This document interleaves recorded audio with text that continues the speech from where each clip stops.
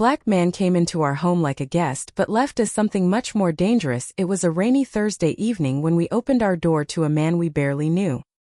He was tall, soft-spoken, and carried himself with a kind of quiet dignity that made you feel instantly at ease. He said his name was Marcus, a friend of my cousin who'd just moved to town. My husband had invited him over, said he needed a place to stay for a night or two while he sorted out some housing issues. I didn't think much of it. We'd helped people before. Why should this time be any different? At first, everything felt normal. Marcus was polite, helped clean the dishes, and even played board games with our kids like he had known them for years. But slowly things began to shift. Little things. A drawer left open. The dog barking at him for no reason.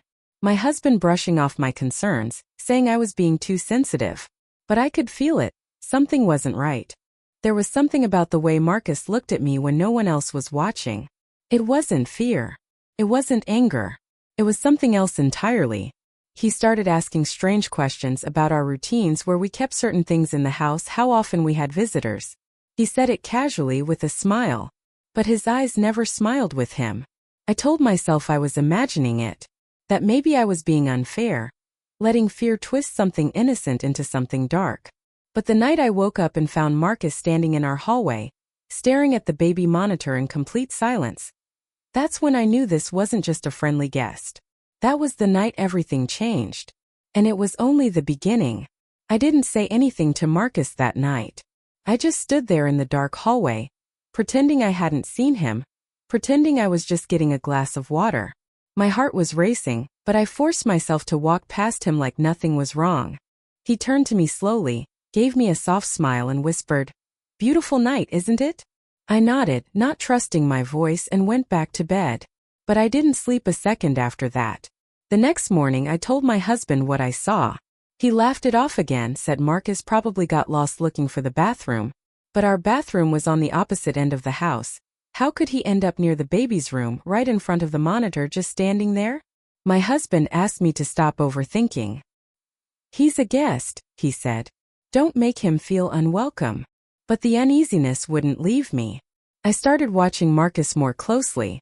I noticed he never made phone calls in front of us. Always stepped out, even in the rain, to speak in private. He never shared much about himself either. Said he worked freelance, something in tech, but didn't own a laptop. Said he had family in the city, but no one ever visited. The more I listened, the more the gaps in his story stood out. That weekend I found my jewelry box open. Nothing was missing, but it had clearly been touched. I didn't mention it to anyone. Not yet. I started locking our bedroom door at night. My husband thought I was being dramatic, said I was letting fear take over. Maybe I was. But deep down I knew I wasn't imagining things. Then one afternoon while Marcus was out, I went to grab something from the hall closet and found one of our photo albums. Tucked behind the winter coats, hidden. When I opened it, I realized pages were missing. Entire sections had been ripped out. Pictures of our family gone. And inside the album was a folded piece of paper. Just a single line written on it. "I already know who you are." I stood there frozen, the album in my hands, feeling like the walls were suddenly closing in. Because whoever Marcus really was, he wasn't just passing through. I slid the photo album back where I found it and tried to act normal the rest of the day. But something had shifted inside me. This wasn't just a feeling anymore. There was something real, something dangerous about Marcus. And I couldn't shake the thought that whatever he was doing in our home, it was planned. He hadn't just shown up needing help. He had come here with a purpose. That night I stayed up, pretending to read in the living room. Marcus eventually came in, grabbed a drink from the kitchen and sat across from me. He didn't say much, just watched me. His eyes lingered too long. I tried to keep my voice steady as I asked him about his plans. He smiled, took a sip of water and said, "Just waiting for the right time." The words sent a chill down my spine. Meanwhile, our daughter Lily started having nightmares. She'd wake up screaming, saying there was a man standing in her room. We thought it was just her imagination at first. But then she started drawing pictures, strange ones. A tall man with no face standing by her closet. I didn't want to believe it. I wanted to be the logical parent. But every time I passed Marcus in the hallway, I felt like I was walking past a stranger wearing a mask. I decided to talk to my cousin, the one who supposedly connected Marcus to us. She sounded confused. "Marcus," she said. "I don't know anyone by that name." My stomach dropped. She said she'd never recommended anyone for a stay, never asked my husband for a favor. So I confronted my husband. He looked confused, then frustrated. "He told me he knew Lena," he said. I thought I was doing the right thing. But something in his voice told me even he was starting to have doubts now. That weekend we heard footsteps in the attic. We never used it. The door had been sealed shut for years. My husband went up to check, came down pale-faced, and refused to say what he saw. He just locked the attic door and told me to keep Lily close. Marcus acted like nothing was wrong. He laughed at dinner, complimented the food, and even helped Lily with her homework. But now we were all watching him. And somehow he seemed to know. The air inside our home had changed. Even the walls felt like they were listening. My husband, once so firm in his trust, started locking the doors at night without saying a word. He didn't speak about the attic again, but I noticed him checking the lock at least 3 times before going to bed. Lily had stopped sleeping in her room altogether. She curled up between us now, whispering that she didn't feel safe alone. And Marcus, he stayed just as calm. Always smiling. Always watching. One evening my husband returned from work to find Marcus already inside the house. That wouldn't have been strange, except he swore he had locked the door behind him that morning, and I had been out with Lily all day. When we asked Marcus how he got in, he laughed and said he thought we left it open for him. The way he said it felt too casual, too knowing. But we didn't press further. Neither of us wanted to see where that conversation would lead. That night, while we were watching TV, the screen suddenly went black. Then white noise filled the room, loud and sharp. Marcus didn't flinch. He just sat there calmly, then stood and said, "I'll take a look." He walked toward the basement without waiting for us to stop him. I tried to follow, but my husband grabbed my arm and shook his head. We waited 5 minutes, 10. No sound. No movement. Finally, unable to stand it, my husband went down after him. I stood by the door, straining to hear anything. A soft thud. Then silence.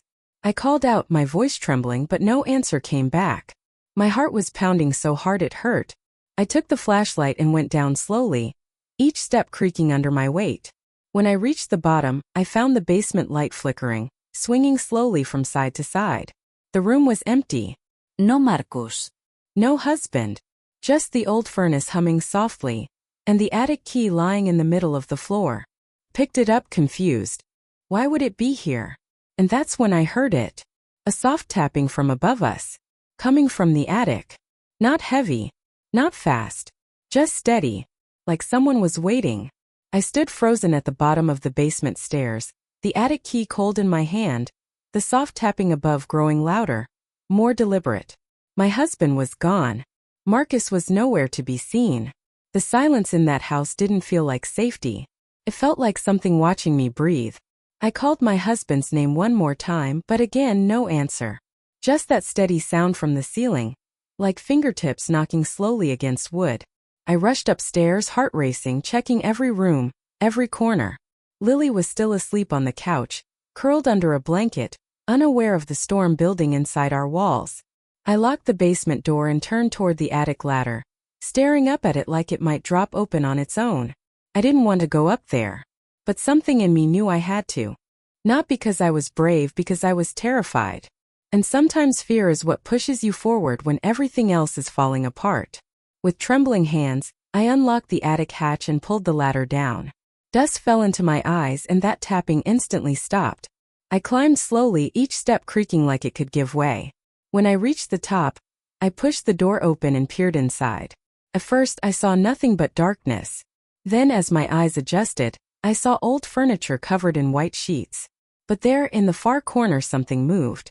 I held my breath and raised the flashlight. It was my husband. He was sitting on the floor, hands tied behind his back, mouth gagged with duct tape. His eyes met mine, wide with panic. I rushed over and began untying him. He kept shaking his head, trying to warn me without words. And then I heard it. The attic door slammed shut behind me. I spun around, the flashlight flickering, and there was Marcus. But this time he wasn't smiling. His voice was calm, too calm. I wasn't planning to hurt anyone, he said. Not unless I had to. But you've made it hard to stay unnoticed. I stood between Marcus and my husband, heart pounding so loud I could barely hear him speak. Then he reached into his coat pocket, not for a weapon, but for something that made my blood run cold. A photograph. It was old, faded. Picture of me. But I wasn't an adult in it. I was a child, maybe 6 years old, standing beside a woman I didn't recognize. Yet something about her face felt hauntingly familiar. And scribbled on the back in red ink were the words, "You were never supposed to remember." Marcus looked at me, and for the first time his smile didn't look like a threat. It looked like grief. "You were part of something once," he whispered. "And now it's time to finish what was started." And just like that, everything I thought I knew about our home, our life, and even my past was shattered. I stared at the photo, my fingers trembling. My husband was still gagged behind me, groaning through the tape, trying to warn me, but all I could focus on was that picture. My younger self. That strange woman. And Marcus, now standing there, not as a guest, not as a threat, but as someone who somehow knew more about me than I did. "You don't remember her," he said softly. "But she raised you. Not for long, but enough to keep you hidden." His voice cracked. "She was my sister." My mouth went dry. "What are you talking about?" He stepped closer, the floorboards groaning under his weight. "You were taken from our family, given a new name, a new life. They said it was to protect you, but they never told us why." I shook my head, trying to process what he was saying. Protect me from what? He didn't answer. Instead, he knelt, gently placing the photo on the dusty floor like it was sacred. "You were part of something bigger, something they buried. And when I found your name again, when I saw your picture, I had to see for myself if it was really you." I slowly backed away, everything spinning. "So you broke into our lives? Lit? Tied up my husband?" Marcus raised his hands, almost pleading. "I didn't come to hurt you. I needed to know if you remembered anything. And if you didn't, I needed to protect you from them." Before I could speak again, a loud bang came from downstairs. We both froze. Marcus's eyes widened. "They're here." Suddenly, everything made sense. The strange calls, the missing pictures, the attic noises. It wasn't just Marcus watching us. Someone else had been, too. And now they weren't hiding anymore. I rushed to free my husband while Marcus locked the attic door from inside. "Take her and run," he whispered. "There's a place behind the old orchard. Safe house. You'll find answers there." We didn't have time to argue. As we escaped through the small attic window into the cold night, I looked back one last time. Marcus was still inside. But somehow I knew this wasn't the end. Because in my daughter's drawings, every single one, the faceless man wasn't standing by the closet. He was standing by the window, watching us leave. We ran through the orchard as the sky turned a pale shade of gray. Our daughter bundled in my arms, my husband guiding us with trembling hands. Behind us, our home, the place we once felt safest, stood in silence. Not a single light came back on. No sign of Marcus. Just the feeling that a chapter had closed, one we never knew we were living in. The safe house was an old cottage tucked behind overgrown trees and thick hedges. Inside it was quiet but not abandoned. A single envelope sat on the table with my name on it. Inside were records, birth certificates, hospital notes, and letters written by the woman in the photo. My real mother. Her handwriting was shaky but full of love. She explained everything. There had been a program, a group of families trying to protect children from a secret organization that experimented on them. Some kids were taken, hidden away. I was one of them. My name was changed. My past buried. Marcus had spent years searching for the missing children. I was the last one. As I sat in that small room, everything began to settle. The odd behavior, the strange connection I couldn't explain, even the way Marcus had looked at my daughter, protective, not dangerous. He had been watching not to harm us, but to keep us from being found. And when he said they're here, he wasn't lying. A few days later, news broke about a fire in a suburban home. No bodies were found, but the report said the blaze was deliberate. I knew in my gut it was our house. And I knew Marcus had made sure no one else would ever use that place to track us again. We moved across the country under new names again. A fresh start, this time with the truth between us. Lily still draws, but the faceless man is gone. Instead, she draws a man in a long coat, standing under a tree, holding her hand. She says he's her guardian angel. Sometimes I wonder if Marcus survived. But maybe that's not the point. He gave us a chance to live free, even if he had to disappear in the process. And now I finally understand. He didn't come into our home to take something. He came to return what had been lost.